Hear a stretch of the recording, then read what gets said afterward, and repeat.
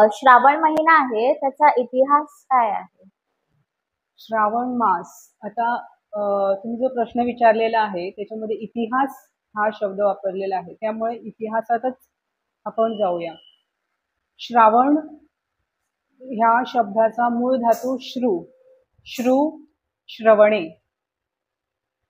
श्रवण म्हणजे ऐकणे आणि श्रावण मास म्हणजे महिन्याचं नाव आहे.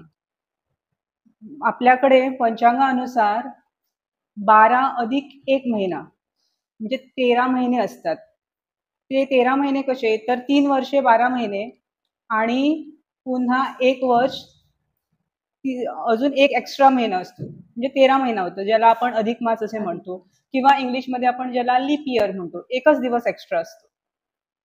तर आता हे जे महिने असतात त्यांना नावं असतात.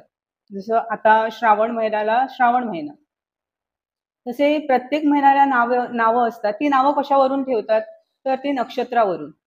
म्हणजे त्या महिन्याला त्या नक्षत्राचं वर्चस्व असतं. आता ही जी 27 नक्षत्र आहेत त्या 27 नक्षत्रातील श्रवण नक्षत्र हे या श्रावण महिन्याचं श्रावण महिना जो आहे त्याच्यावर ते प्रभुत्व करतं. आणि ही जी नक्षत्र आहे ते ज्योतिषशास्त्राचा डोळा आहे. आणि जे ज्योतिषशास्त्र आहे ते वेदांताचे अध्यात्माचा डोळा आहे. सो त्यानुसार ज्या महिन्याला श्रावण हे नाव आहे तो आपल्या नक्षत्राच्या गुणधर्मानुसार त्या महिन्यामध्ये त्याचा वावर असतो. आता श्रावण म्हटल्यानंतर त्याचे गुणधर्म काय आहे, तर ऐकणे. आता काय ऐकावं ते पण महत्वाचं आहे.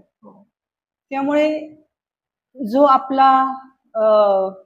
आपल्याकडे एक गाणं आहे बघा, जे जे उत्तम उदात उन्नत, त्याप्रमाणे जे जे उत्तम उदात आणि उन्नत आहे कोणासाठी, तर आत्म्यासाठी, ते आपण श्रवण करावे, हे त्या मागची भूमिका आहे.